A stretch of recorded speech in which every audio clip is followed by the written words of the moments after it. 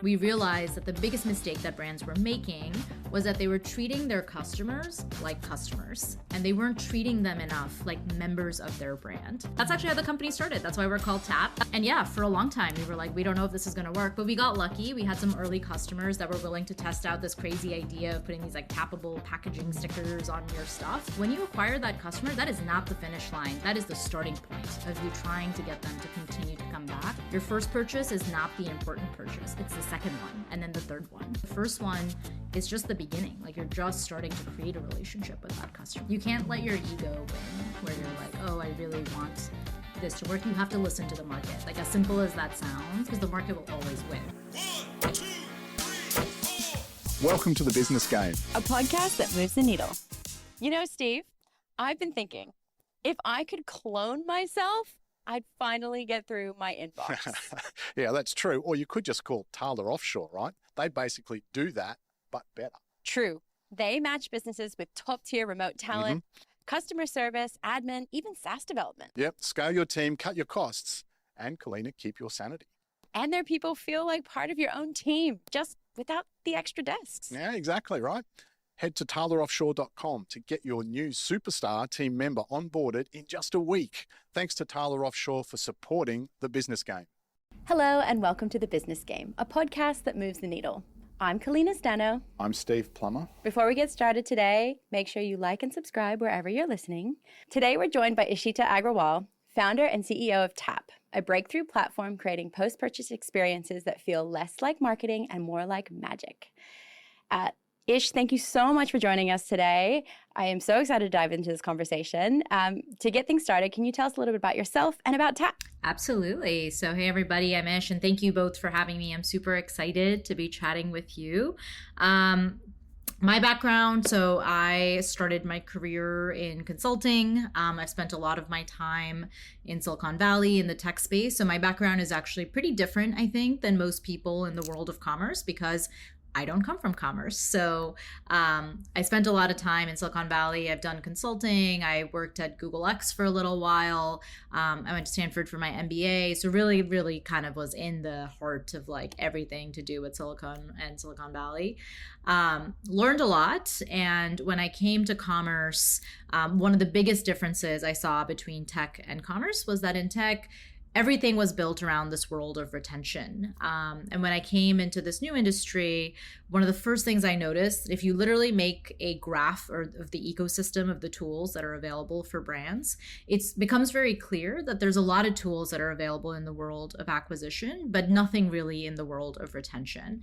And I'm a very curious person, so I'm always trying to learn more about things I don't know that much about, but it was just kind of peculiar to me because obviously LTV to CAC is kind of the key metric that any business operates on. And I mean, CAC is acquisition and LTV is retention. So I was like, why is this the case? Like, why is there not really anything that's moving the needle on the LTV side of the equation?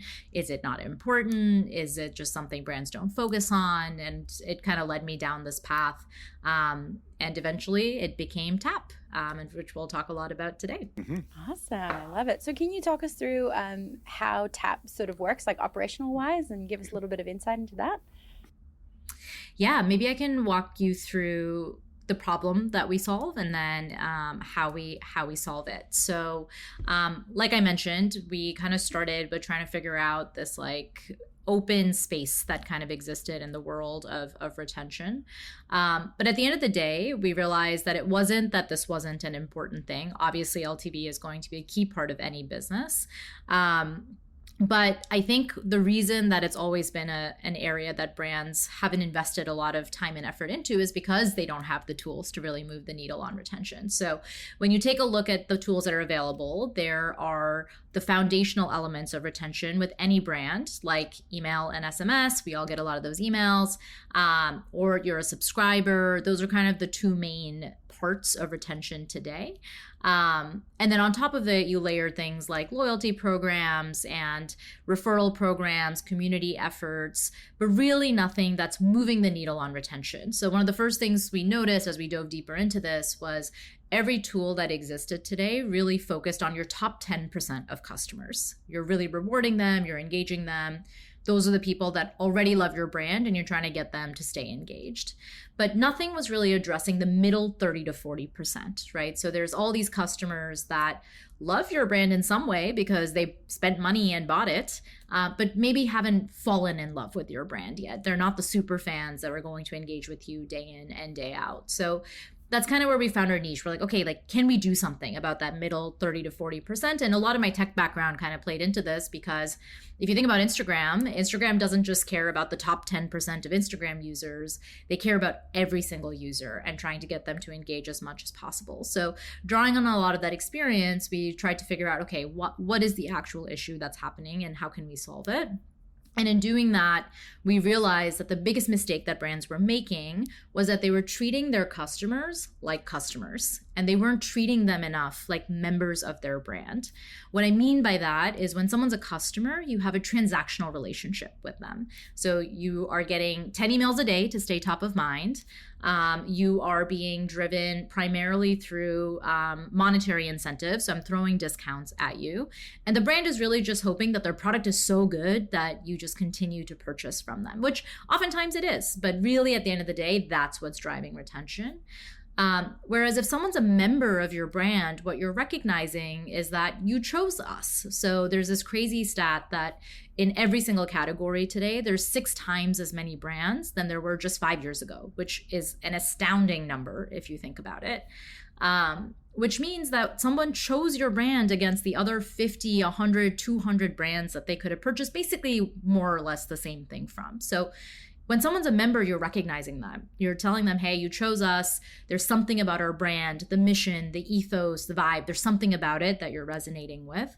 So let me not just talk at you. Let me not just send you emails and talk at you through SMS and hope that you buy more of our stuff by giving you discounts.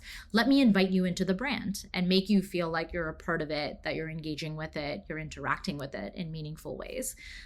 So now getting to the second part of your question, how do we do that?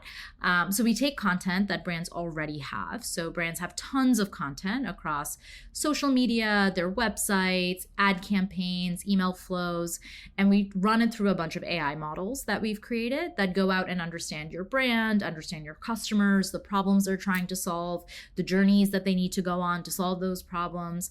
And what gets outputted on the other end is an interactive hub of experiences. So we turn the images and videos and flows into games and polls and quizzes and community modules that are meant to educate, that are meant to get you to understand the brand better, or the product you're using better, but we make it fun. So as you complete these challenges, you earn points, and then those points can be redeemed for different types of rewards. But the most important part is that we wrap it in a programmatic layer. So we tell you, hey, you have to stay consistent with this brand or this product for 3 months to really see the benefits of it. So what do each of those 3 months look like? Every month, you're going to get a fresh set of content, a fresh set of challenges to engage with. So it just kind of makes the journey that a lot of marketers try to create through email interactive and something you can participate in. Fun. I love that, because the email box is just mass deletes at this point, because you sign up for the initial discount or whatever it is, and then you kind of Well, we could play a game. How many unopened emails have you got in your inbox? I would win if that meant that you had lots. All right, Ish, I've got a question about the development of Tapp, and I read somewhere where it's 40% more effective, I think, than QR codes. And so was there a point in your journey where you went, I don't know if this is going to work, or like an aha moment, man, we're really onto something here? Can you talk us through that kind of moment a little bit? Yeah, honestly, in startup land, every moment is like, I'm not really sure if this is going to work, because it's just like some idea you thought of in your head and you're like, maybe people will like this, maybe it won't. So the piece of this that you're referring to is actually how you get into Tapp, right? So there's this whole interactive experience. And we often say that there's 3 different ways to get in, from simplest to most effective. Simplest is through email and SMS, but now we're giving purpose to those emails. We're not just throwing random stuff at you. You're like following a program while you're staying engaged with the brand. And on the other end of the spectrum is what we call Tapp tags, which are these little NFC stickers that can go anywhere on your packaging. You literally tap on it like Apple Pay, and then again, kind of the same experience launches through that. and it's much more effective than QR codes. So actually it's 40% tap rates, which means that it's 20 to 30 times more effective than QR codes, because QR codes have scan rates of sub 1%. People are not scanning QR codes on packaging. But that's actually how the company started. That's why we're called Tapp, because we really believe in this world where when you buy a product, there's a software layer that's attached to it that's kind of helping you become a little bit more resonant with the product and the brand.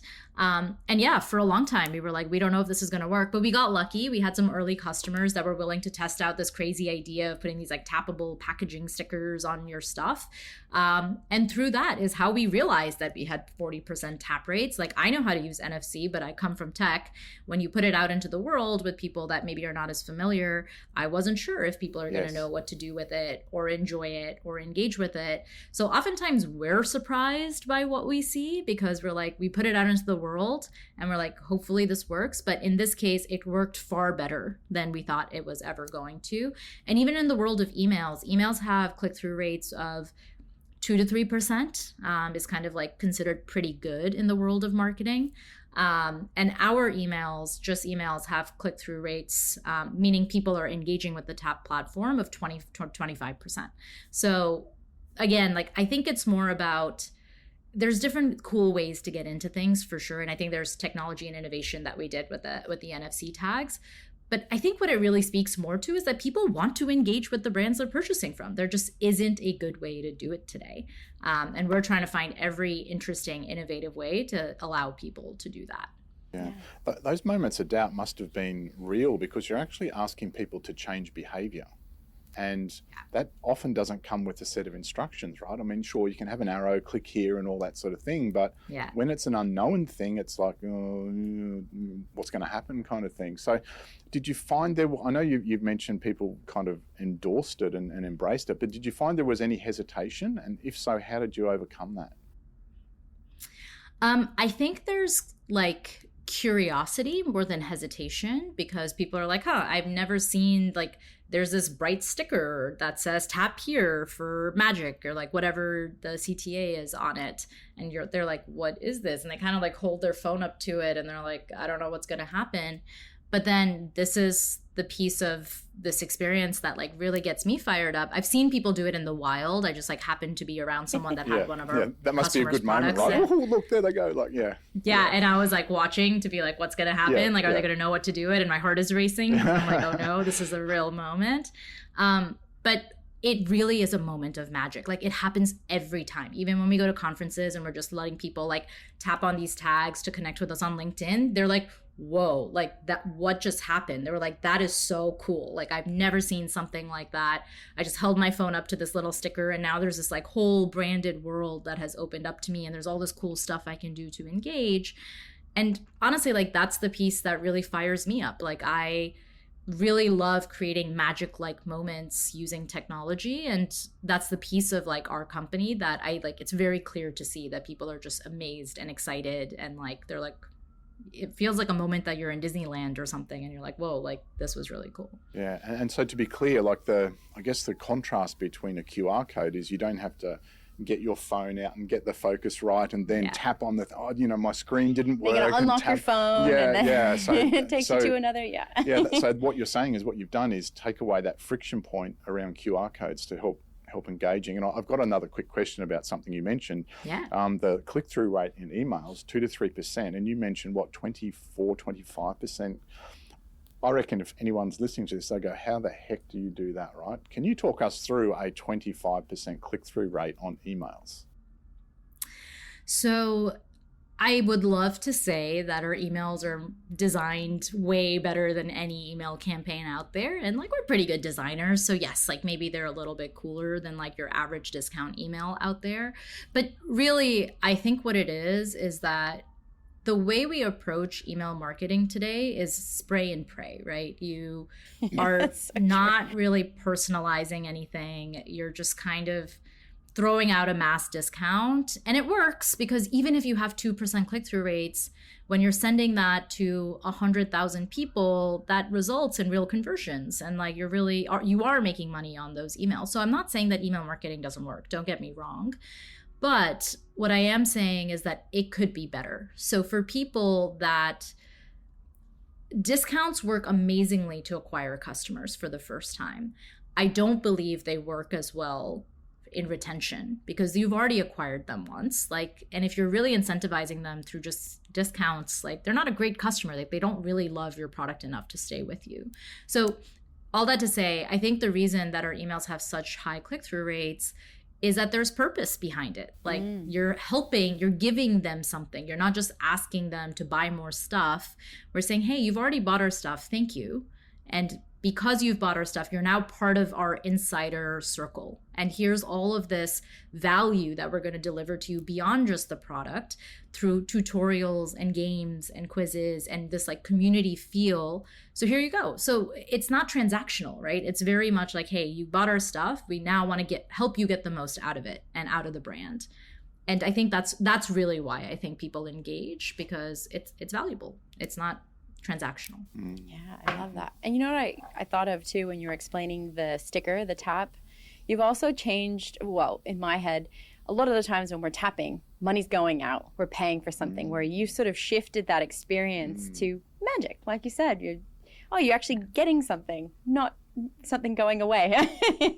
So that's cool that you've I don't know. That's such That's an a good interesting point, word. Yeah, Magic. you know, you just, The magic of it. That is a really interesting concept. Yeah. Well, that's the only time I ever tap my phone is when I'm buying things, which I've been doing a lot of lately. So, how nice.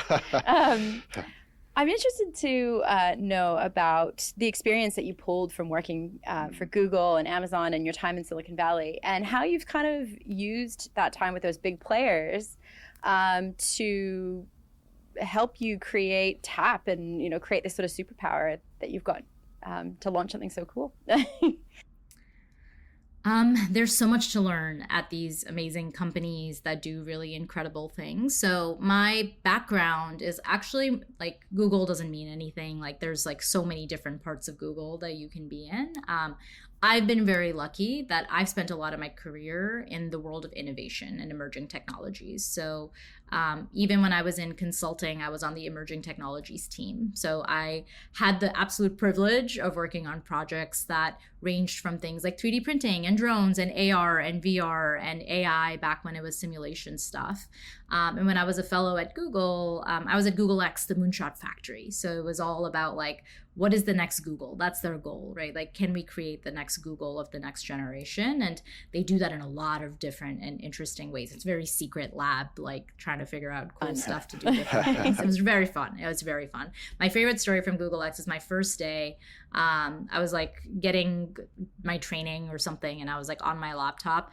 And then there was this little mini robot that was just cleaning my desk and was going past me. And I was wow, this is just such a fun, techie little place. But that's kind of the vibe. So there's obviously a lot that you learn at these places from just foundationally about technology and how it impacts people and all this stuff. But honestly, I think what I got most was this feeling that technology can create magic. I've seen it over and over again.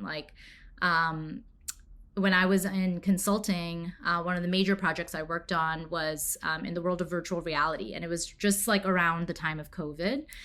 So people couldn't be in person to meet and have sessions together and planning sessions together. So I eventually started leading our collaborative reality practice, which was, hey, what if we all came together in VR and did work and made it fun? And I really think it was this foundational shift in my career where I was technology doesn't just have to be my iPhone. It can really make you feel something magic. I hate using the word magic over and over again, but it really does feel whoa, this was just this experience that I felt very deeply. So I think what I've realized is through all these experiences is that technology is an amazing enabler, but what I really love is operating at the intersection of not just technology, but also incorporating elements of design and behavioral science to create experiences that people will fall in love with. And I think Silicon Valley does a really good job at that. They've put a lot of structure behind it, and there's a lot of cool frameworks, and you've seen a lot of success and failure, and there's a lot of just this feeling of we can do anything. And then the question is, where do you want to channel that feeling? And for me, it's like at this intersection and like creating this type of experience for folks. That is so cool. Ish, you've touched on this a little bit, but I'd like to dive into it a little bit more because I'm quite curious about, I guess, how most founders maybe misunderstand how customers actually feel after they buy something, because that's the space you really play in. Is there a general misunderstanding out there about how a customer feels? Yeah, I think, again, this is another difference, I think, between tech and in commerce. In tech, when someone buys a product, it's treated as the beginning of a relationship. So when you register or sign up, I don't even know if you will remember this, but when you first signed up for Instagram or you first signed up for Snapchat or any of these kind of like big tech companies, they spend a lot of time understanding, like, how do we onboard you into this experience? How do we make you feel special?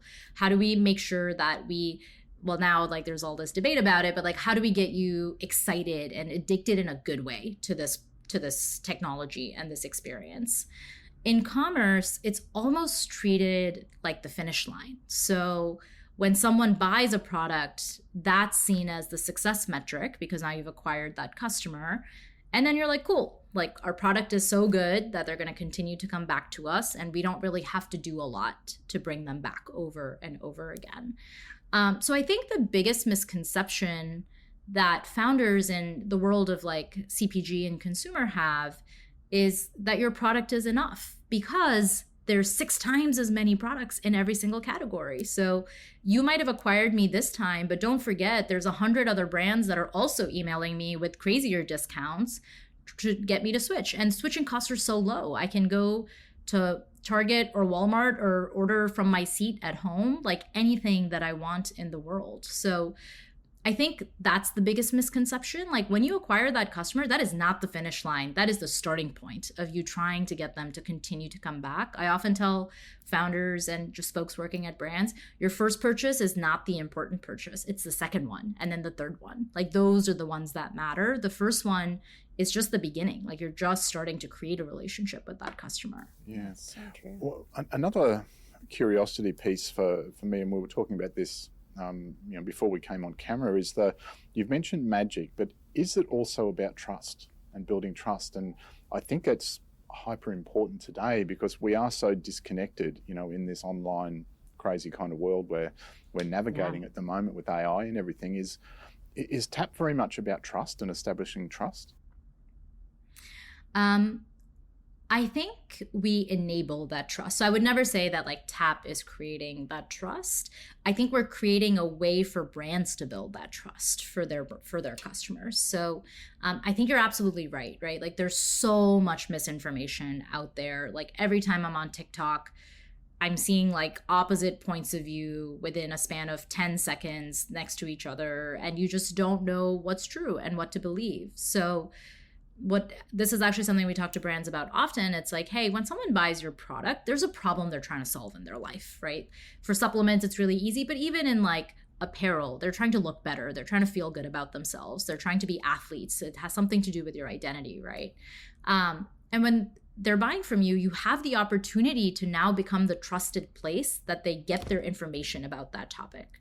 So one of our customers or recent customers is in the female health space. So they've created supplements to help with PCOS type of symptoms and just like female menstrual symptoms. And they've created this really great supplement backed with a ton of clinical studies on, hey, this is actually going to help you deliver the results that you don't have to feel off every month. Like you can feel normal day to day. And that's what normal is. What you're feeling is not normal. So a lot of their experience is all about taking all of this research and like scientific rigor through which they've created their product and making it consumable and more fun for people to read, and now delivering it as the trusted place for these women to go to and be like, hey, you've bought our product, you're now trusting us to solve this problem for you. Let us also be the place you come to get all of the information and content that you can trust. And it's not just random stuff on TikTok and people you don't know and influencers. We become the trusted source through which we're helping you with this problem that you've bought our product for. Yeah, right. So human-centered design is at the core of what you do. You've mentioned that was a huge piece of Tapp. What's one emotional insight you uncovered that's totally changed how you built Tapp? Ooh, that's a good question. There's been a lot of insights along the way, and they're not always like big insights, right? Like it's not always like huge things that are going to change the company.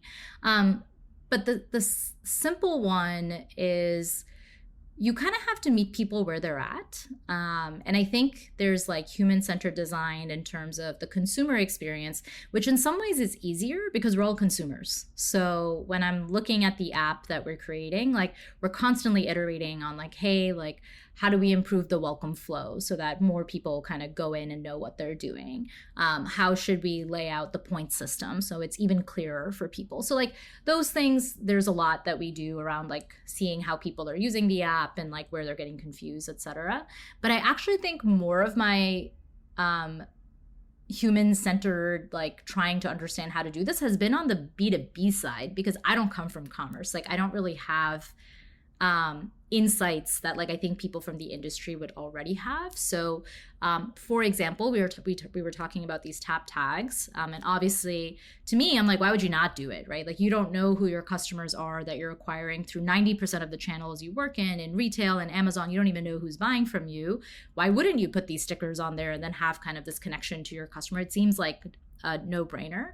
But what I realized is like, hey, like brands are really busy. Like they are birthing new products into the world and they have to figure out how to reach consumers that like are so distracted with the million. Hey guys, quick pause to talk about Opus Clip, one of my favorite tools for creating content without the stress. If you've ever spent hours editing videos wishing there was an easier way, Opus Clip is your solution. Their AI engine takes your raw clips and turns them into share-ready videos in under a minute.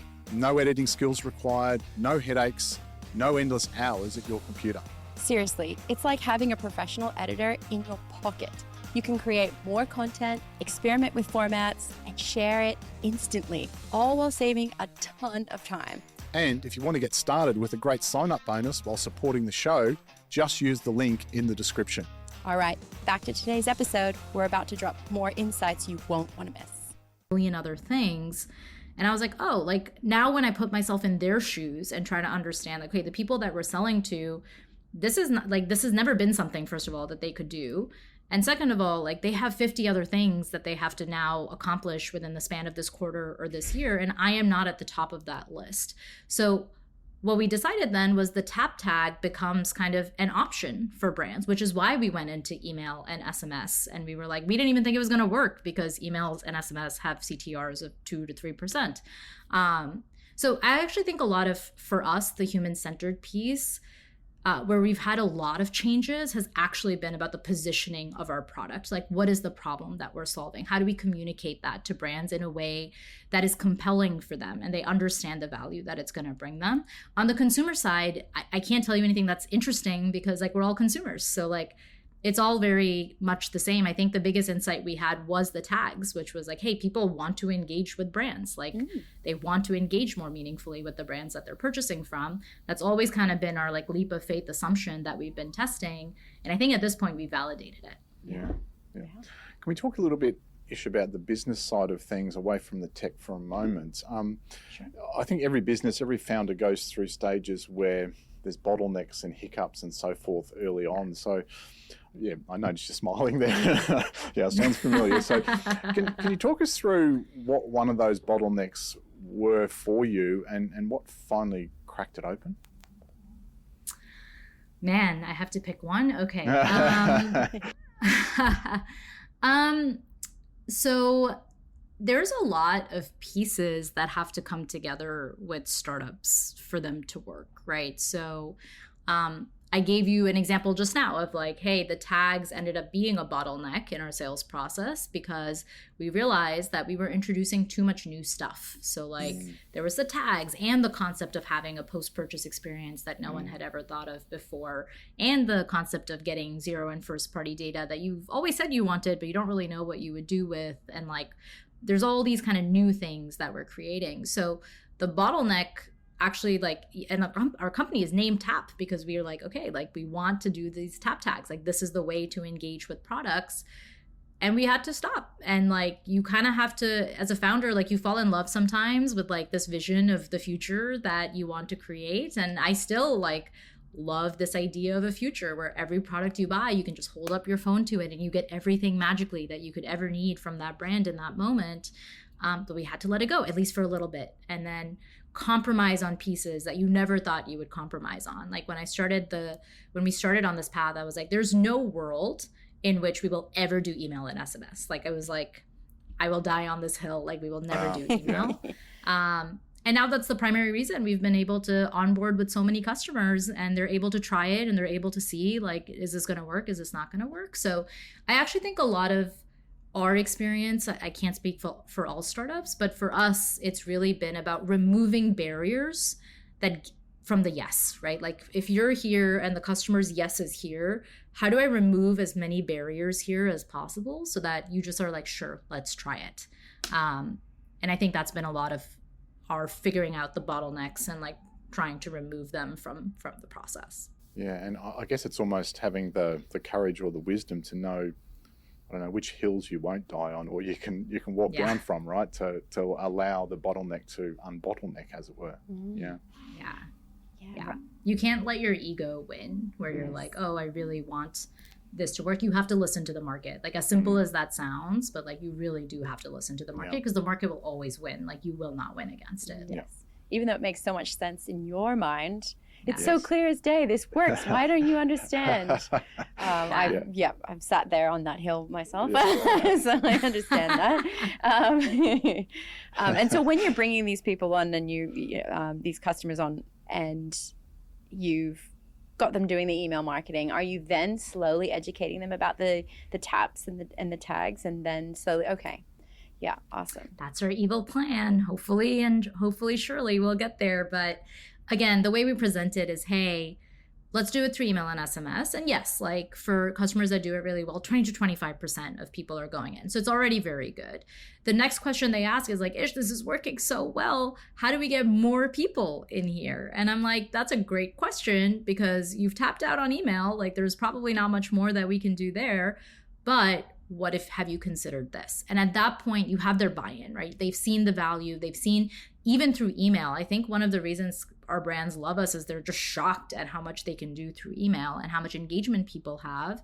And kind of going back to an earlier question you had, like, I think one of the mistakes brands make is that they don't think customers want to engage with them, which is not true. Like they spent their money with you. Of course they want to engage with you if you make it interesting and fun and valuable for them. So it becomes that conversation of like, hey, like we've tried it with email, you've seen the success. Now let's 20x that success by putting these tags on your products. Just on that, I can hear an objection coming up where they go, oh God, we've got to do all this extra work to make the Tapp work. Is that the case where suddenly brands now have to go and create a whole lot of new stuff to make it work and make the ecosystem, or can they repurpose what they've already got? So all it is a sticker that goes somewhere on your packaging. So there actually isn't a ton of work that goes in, and brands do this, right? Like sometimes I'm sure you've gotten a package that has a sticker on it. It's the same exact thing. It's just stickering process, part of the kitting process for, you can work with your 3PL or your manufacturer. But the friction that gets added is now we're also talking to their supply chain folks on their team. And those people are really busy, right? Like they're really trying to meet every deadline, and they have a lot of pressure on them to make sure that everything is kind of going the way that it's supposed to. So that's more the friction we have, where it's like, okay, the marketing people are always sold. I mean, honestly, even before, the marketing people were like, yeah, like, let's do it. We got to get these tags on our products. We're going to get all this data. It's going to be awesome.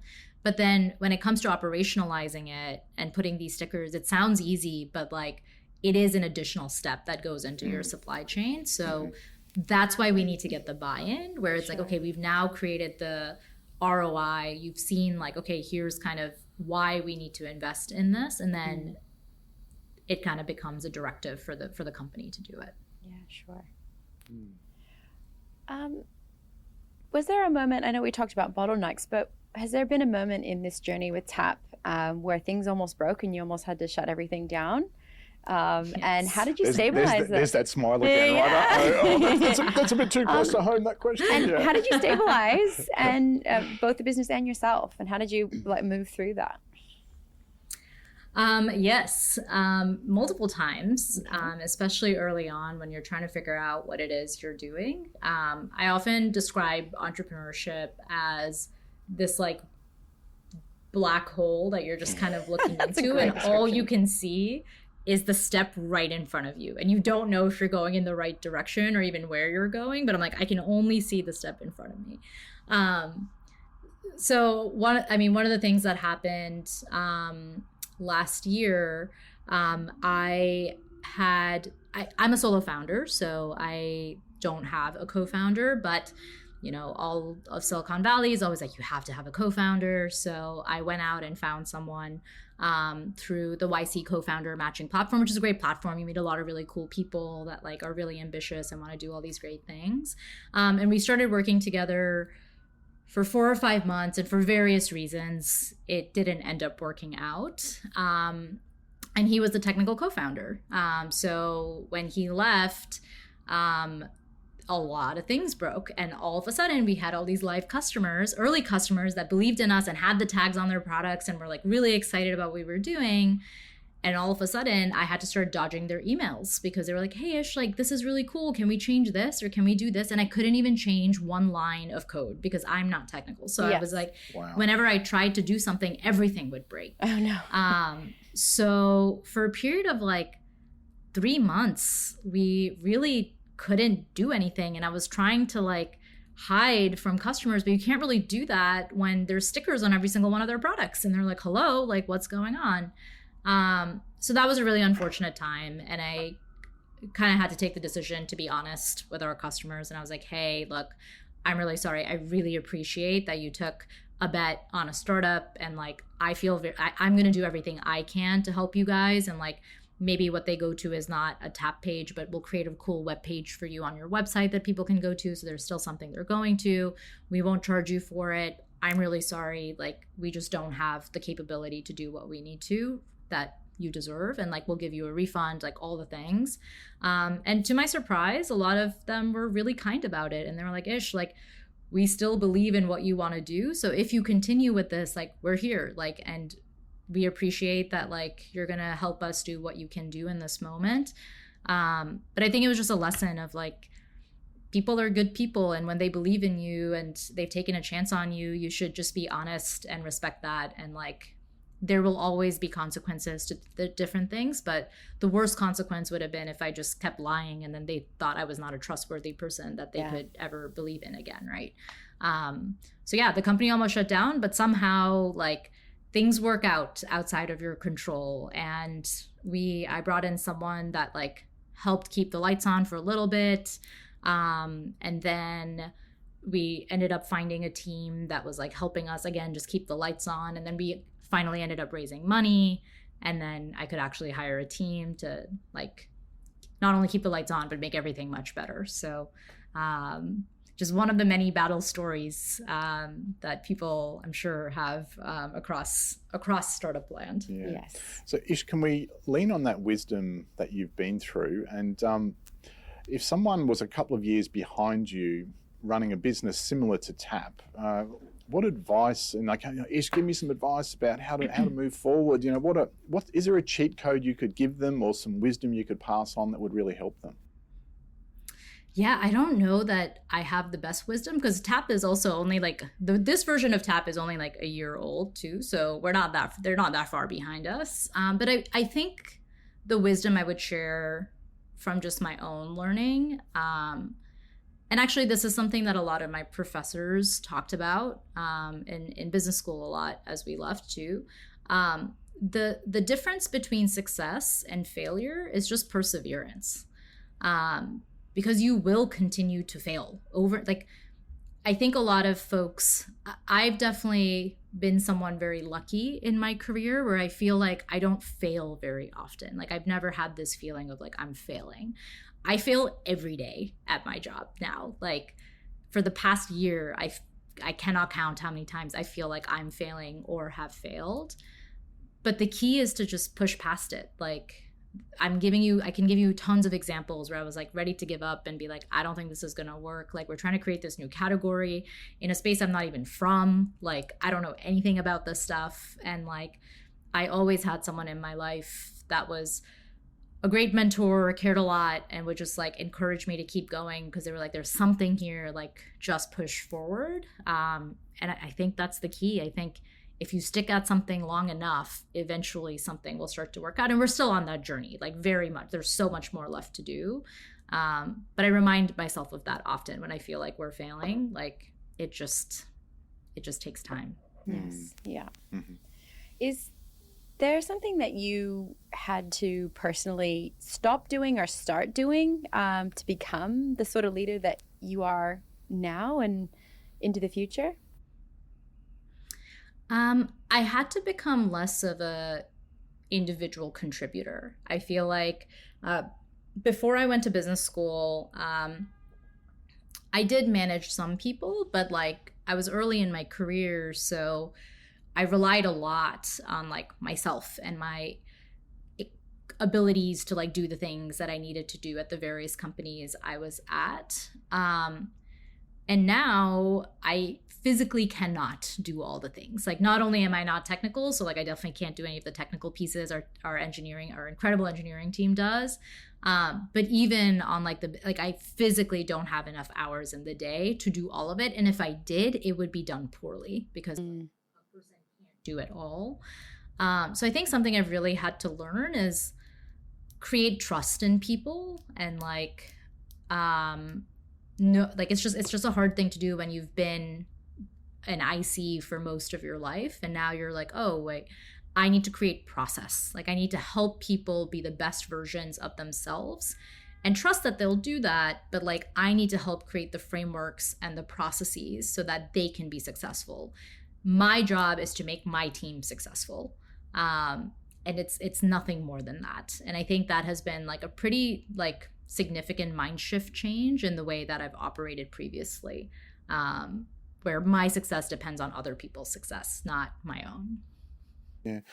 Ish, I'm just interested on that note. Are there times where almost subconsciously you look back at your time at Google and Amazon and go, actually, I'm leaning on what I learned there to bring it here, or the world's so different that they really don't intersect? I would say that it's so hard to like pull things apart because it's just my experience at this point. But what I do rely on my tech experience for is highlighting how things should be. So for example, like the reason my story, I always talk about the differences between tech and commerce is because when we're trying to figure something out and we're like, this is just the way it is, like this is just how it's always been done in this industry, I at least have the counterfactual to be like, okay, this is how it's been done in commerce. But when I look at something similar, because it's not all that different in tech, like, yes, the product is different, but at the end of the day, it's a product.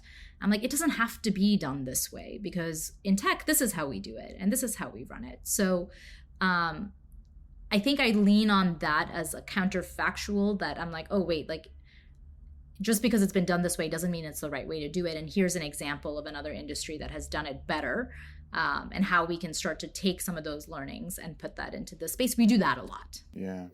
And that's a very much related and linked to that hill you're going to die on kind of thing. You're prepared to a little bit differently, right, based on that experience, which is really cool. So just on that, what's one truth about customer engagement or brand love that most founders, I guess, almost stubbornly refuse to accept?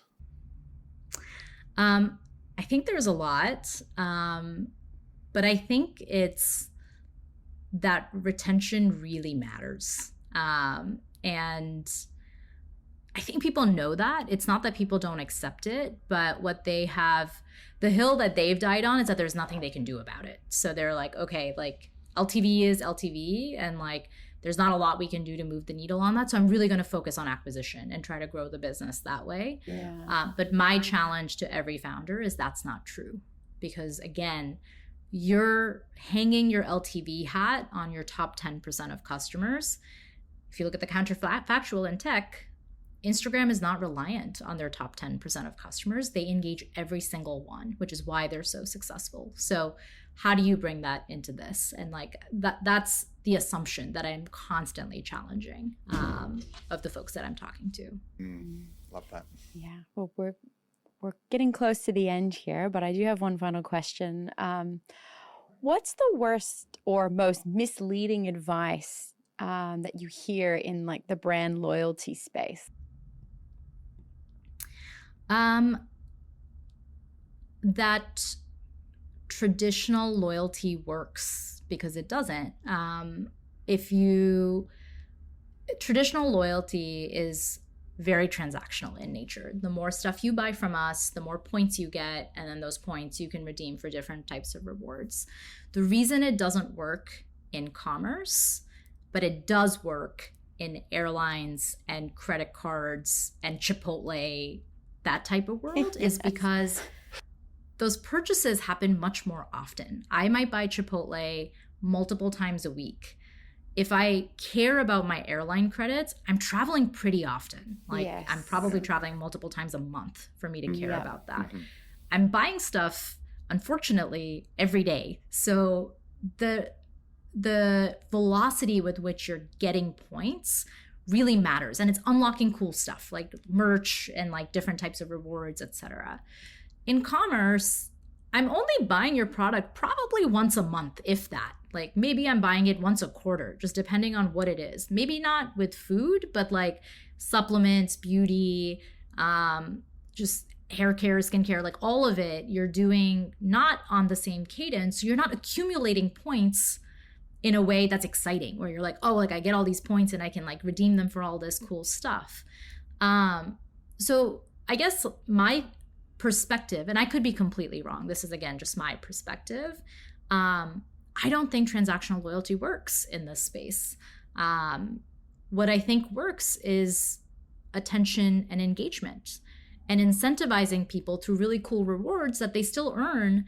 But it's not just because you're buying our stuff. It's because you're engaging with us in meaningful ways. And when you can create that engagement, you will get loyalty. And in fact, when I talk to brands and they're like, oh, okay, like they mentioned the word loyalty, I'm very keen to say, like, I actually hate calling us loyalty, because like we are not a loyalty program. Like, and here's all the reasons that we're not, because the connotation of it is very much this like transactional world that I personally don't think works anymore. Love that. Actually, sorry, just before we jump into something a little bit fun, I totally resonate with that. I've got these points that have accumulated with like the skincare brand and a few other things. They haven't even told me what I'm doing with the points. Like they're just sitting there. Right. What are they for? So I agree. You forget. It doesn't really work in that space. I'd rather connect and know why I'm buying and want to come back for that. So that's really cool that you've tapped into that. We like to play a little game at the end of each episode. We're going to throw 10 quick fire questions at you just to get to know you a little bit better. So just keep them short, sharp, and whatever comes to mind. And we're going to get started. Are you ready, Steve? I'm ready. Are you ready, Ish? Perfect. I am. I think so. I'm nervous. Don't be nervous. Okay. What's your coffee order? A latte with oat milk and a little bit of cardamom. Oh, yum. I'm going to try that. It's really Best investment you've ever made in terms of time or money? A Kindle, just reading. There you go. I like that. Okay. Android or iPhone?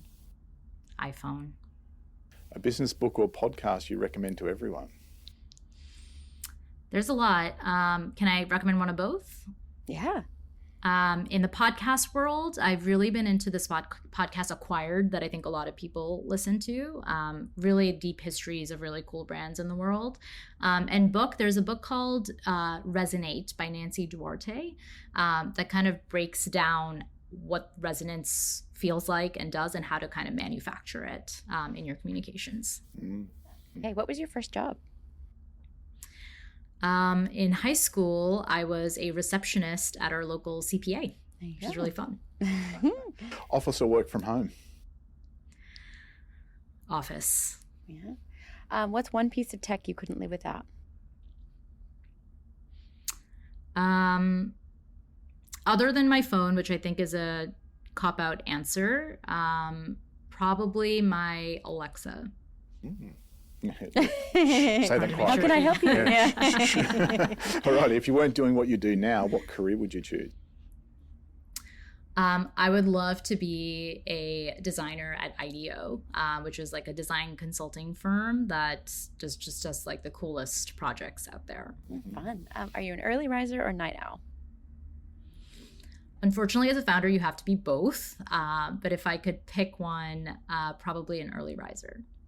All right. And last but not least, your current go-to productivity hack.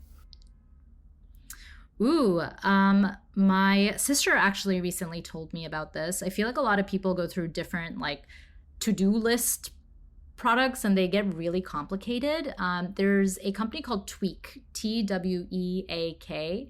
I don't know if everyone uses this and I'm just late to the party, but it's very simple. Like you literally just have like every day and you can type in your to-dos and you can cross them out. And it has made me so much more productive and organized than anything else that I've tried. I'm going to check it out. It's very simple. Yes. Okay, awesome. Wow. Okay, and one final question. Ish, if business truly is a game, what's your definition of winning? Creating the magic that you want to create. I think winning is whatever that means to you, like creating the magic that you want to create with whatever it is that you're building. Ooh, I like that. Well, this has been so great. Thank you so much for all your insights and sharing such a beautiful journey that you're on. Where can our listeners find you and Tapp online? You can definitely go to our website, the Tapp, tapp.io. You can find me on LinkedIn, which I'm sure we'll link somewhere in the show notes, or email me, ish@thetapp.io. Awesome. Okay, Fantastic. great. Thank you so much. Thank you. That's all we've got time Thank for. you. Wherever you're listening from, thanks for joining us here on The Business Game, and we'll see you next time. Okay, and we're going to do the bonus question. Okay, perfect. Okay. Do you want to do this? Okay. Yep. All right. You ready, Ish? I think so. I don't remember what the question was, but yes. All right. Here we go. You've done so well. Okay. This will be a breeze, right? Yeah. Okay. All right. Okay. So, Ish, what's your best tip for making great hires? Making people do the job before you hire them. And if people can't do it, don't hire them. I understand that people have different abilities to be able to do that, but find a way that you make them do the job for a week or two before you actually extend them an offer. Pay them for their time, of course, but test them out before you hire them. Yeah, awesome. And so how does that work? So you just bring them in and say, look, this is a trial run. How would you instigate something like that? With every hire we've had a 2-week to 3-week trial run, depending on how important the role is. It can be part-time. It doesn't have to be full-time, but we give them a project. So we carve out like, okay, for this role, here's kind of all the stuff that we're talking about. Here's this piece that you can probably complete in about 2 weeks. And we make it a little bit hard to complete in 2 weeks, depending on how much time that they can spend on it. And then we kind of leave them to it, and they have full access to us. If they have questions, anything, we will obviously help them in any way that we can. But at the end of those 2 weeks, they need to present whatever it is, the end final result of the project that we gave to them. And I cannot stress enough how important doing something like that is, because there's lots of reasons that hires are good or bad. And I don't think it's always like the person who you're hiring's fault. I think this is a great way to like test it out, see if you guys like each other's, if you can work well together, if they have the ability to do what your expectations are, if they're expecting what you're expecting. It really helps. Yeah, I like that. That's great advice. Thank you so much. Yeah, thanks, Ish. Thanks for tuning in to The Business Game. If you like what you heard, make sure to subscribe on YouTube and follow us on TikTok, Instagram, Facebook, and LinkedIn to stay connected. A big thank you to our major sponsor, Thaler Offshore, for powering today's episode. And join us again on the next episode of The Business Game, A podcast that moves the needle.